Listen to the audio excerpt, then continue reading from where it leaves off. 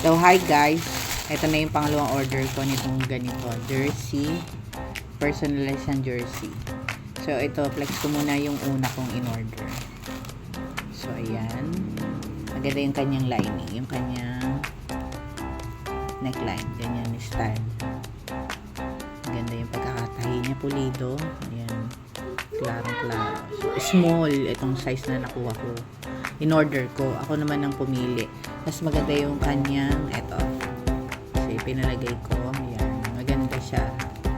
Hindi siya talagang pinili ko siya dun sa may option kasi dun na ilalagay mo kung anong details ilalagay sa likod. So, yung Karen Spain, then 07 kasi ito yung date ng birthday ko. Maganda yung kanyang pagkakatahi. Pulido. Ang problema lang dito, masikip siya sa akin kasi small. So, pakita ko sa inyo. So, ito siya. Okay naman kasi dun kaya masyadong piso siya. Kita na balik yung chin kasi masikip siya. Small size na. So, kaya ang order ko. So, unbox natin yung pangalawang pinili. Unbox na natin.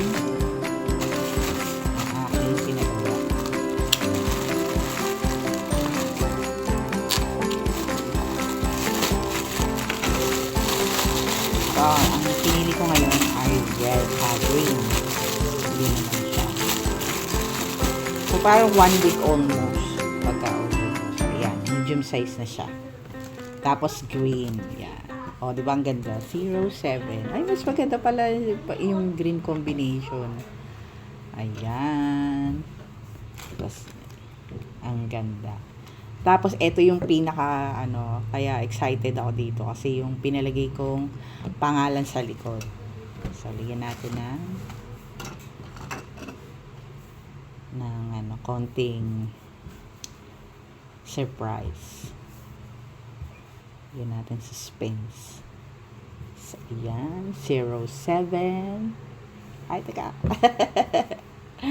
07. So, ayan. 07. Ano ang pangalan na pinilagay ko? Wala lang. Gusto ko lang. Pwede pala kasi kahit ano ipalagay na pangalan sa likod. So, ito yung pinili kong pangalan lagay sa likod. Biko Soto. Diyos ko, masasakal ako na asawa ko dito. Pero alam niya, sinabi ko sa kanya. King naman siya. Siguro wag ko lang daw isuot. Ayan. So, kung saan ko ito binili, ilalagay ko na lang yung link sa baba. Click nyo na lang yung yellow basket. Ang ganda talaga. Mayor Biko Soto, Beke namin. Thank you.